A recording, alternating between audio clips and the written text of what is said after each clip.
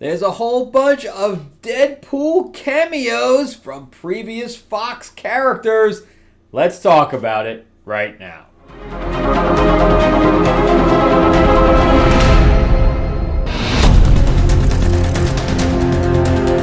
Welcome back to the channel, everyone. Thank you so much for spending time with me as we rant about movies, comic books, and television shows, as well as the occasional board game. I am your host, Frank Zenk. I'm an award-winning screenwriter, novelist, and comic book writer, as well as a filmmaker. And I did get a chance to see Deadpool last night, and I wanted to chat about cameos that were in there. So this will be a spoiler section, so if you don't want to know who's in there or you haven't seen it yet, maybe you want to hold off on this video. It's going to be a quick video anyway. I don't want to delve too deep into it, but there's a few things I wanted to talk about. But before we get into it, remember to give me the thumbs up, give me the like, give me the subscribe if you can. You can ring that bell. And if you'd like to read anything that I've written, because as I mentioned, I'm an award-winning screenwriter, novelist, and comic book writer, you can check out the description below for my link to my Amazon page. And Mark Spears, who is a comic cover artist from Marvel and DC, among others, he and I are doing a classic monsters card game where you're going to be able to play as the classic monsters, as well as a expansion for the Wizard of Oz, Dark Oz. So it's still in that monster genre, but you can check that out in the link description below as well, because we're going to be launching that on Kickstarter on August 5th. So the link will take you where you can sign up for notifications, because we are going to be doing figures and a whole bunch of other stuff. It's going to be pretty exciting. So let's jump into Deadpool and Wolverine, and let's talk about the characters that we have in there that we have not seen in years. I was very excited to see some of them, and I was disappointed that there weren't others. So, of course, we start out with Colossus, and unfortunately, we don't get to see a whole lot of him. I think the best that they did with him was in Deadpool 2. I was not a big fan of Deadpool 2 because it just was, it didn't feel like Cable. It felt kind of silly, and as far as the plot was concerned, and I thought it just didn't even hold a candle to the original. Plus, I was a big Domino fan, and though the actress in there did a good job, it just wasn't Domino. So I was disappointed by a lot of the character iterations there, and that's why I was kind of leery about what we were doing here, because they were really pushing comic authenticity here, and they pulled it off in this case. Almost too much. Almost, they went from one extreme to the other. So, but I was glad to see that they were really trying to go comic accurate. In fact, even Hugh Jackman said, "Why haven't I been wearing this the entire time?" The helmet on him it looked cool originally, but then it looked kind of silly after a while. I kind of wish he would take that off. But it was completely a comic accurate, and it was pretty cool. I think it should have been a little bit more snug to his face. It did go up a little bit too far out, which kind of ruined the. Because I have seen some really good helmets, like Wolverine helmets. Even Bat in the Sun does some really good Wolverine helmets that look good. But regardless, I did appreciate the fact that they really tried to go comic accurate.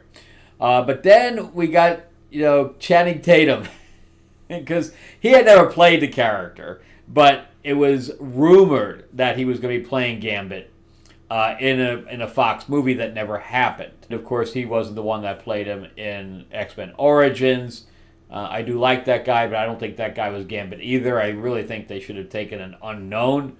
But it does show you that the headpiece for Gambit does not work. I really didn't like the costume at all, and I don't think Channing Tatum pulled the accent at all. I mean, the Deadpool made fun of the fact that he was doing the accent.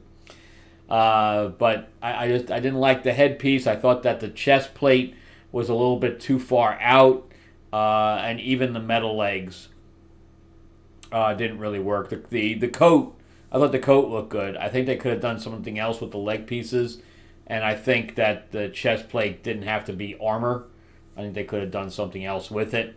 Although they really did his powers correctly. That's the first time we actually have seen Gambit in real life, in live action, do powers correctly. So I was really appreciative of that. And of course, we had X-23 make her return.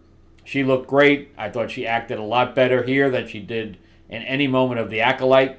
And that goes for the directing. That the directors are who make the pace for the actors, and so sometimes when the actors come off badly, it's the director's fault because the director is giving them certain notes, etc. But I thought she did a really good job here, and I was surprised that they didn't give her some kind of a costume. I did like the sunglasses. I thought that she kept them on a little bit too long. I think she should have taken them off, during, or they should have been destroyed like in the fight immediately. But she had them on through the entire fight. But I was kind of expecting the midriff, the normal X-23 original costume, but we didn't get that. But either way, I think she embodies the character very well, and I would like to see her, reprise that role again if she can. And my big thing for this one, my big excitement was Blade, because I had no idea that Wesley Snipes was going to be in there. I was excited to see him.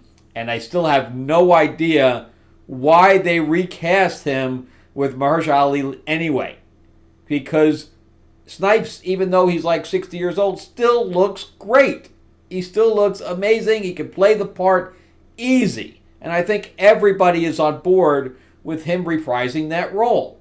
My biggest problem is no coat, and he didn't have his sword. What? One of that sword is one of the things one of the replicas I still want to buy. I don't have a blade sword, and I have plenty of swords, but I don't have a blade sword. And in fact, I'll even show you my upper thing there. I mean, you look at the amount of swords I have, and that's not even all of them. I have some downstairs too. But that's the Highlander sword. The other one underneath is the sword from my movie, my Western. So it's like a replica of a sword from the Civil War, and then of course the one on the very bottom is from Lord of the Rings. So that's the Elven sword there. But now that if they make a figure of that, it's incomplete. It has no sword and no jacket. All I can say is if Sideshow does it, I will buy it if it has all the pieces. Anyway, there was a character that actually was missing for me that I was really excited, that I was hoping to see, and that was Storm.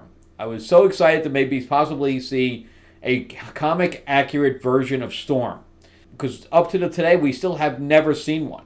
Halle Berry was not close, and I forgot the name of the other woman that played Storm in Age of Apocalypse, or the Apocalypse film. She was closer. But we never saw her in the correct costume. So, and the black costume for me in the original one wasn't really Storm. So anyway, I was real excited to see a Storm version, but we didn't get to see her. And of all the characters, that's what I was missing out on.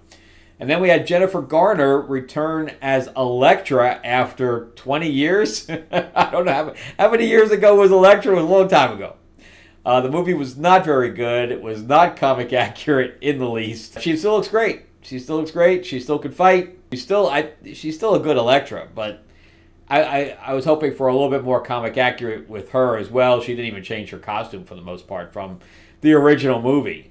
I know that Electra's had a few different costumes. In fact, she's Daredevil right now in the comics. I really wish they would change her name there. It was good to see her.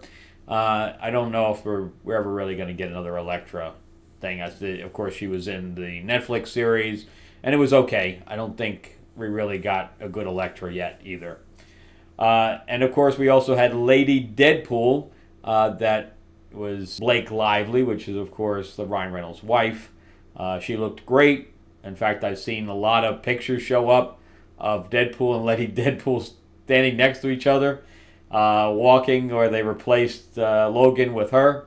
Well, obviously, we're going to see another Deadpool movie, especially after this film made $400 million in the first weekend. they'd be silly not to be talking another sequel. I was also surprised that we also had Kid Pool. We had a bunch of the other things, but those are the majority of the ones that were in there. What I also really wanted to see too was if you're going to have all of those different variations of Deadpool, why didn't we see a Gwenpool? Gwenpool's been around for a while now, and I was surprised they didn't throw her in there. But anyway, that's it for me on my little commentary of the cameos.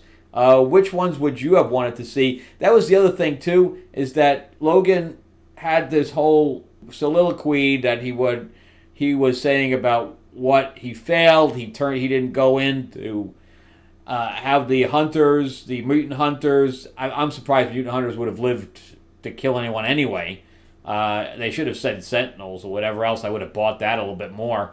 But I would have liked to have seen that scene of the X-Men getting killed by whatever was killing them. I know that would have upped the budget a little bit, but I would have appreciated that. Yeah, and then of course there was also Johnny Storm. That was the big one with Chris Evans playing Johnny Storm. That was good. We only got to see him, flame on once, but that was interesting. But anyway, let me know what you guys thought. Was there anything in there that you wanted to see that wasn't in there? Were you happy with the ones they did choose? Let me know in the comments what you thought. I know mostly the reviews have been good for Deadpool. And do you think they're going to do another Deadpool movie? Anyway, let me know. Also, remember to give me that like, give me that thumbs up. If you can subscribe, please do. And remember, too, to sign up for Mythlords Classic Monsters with art by Mark Spears, where you can play as the classic monsters. The link will be in the description below. Again, there's also free figures with it, free printable figures with every order. And you can sign up in the description below. There's a link to the Kickstarter there, as well as a link to my Amazon page. Check out my other videos as well. And you guys have a great week. I'll talk to you in the next episode.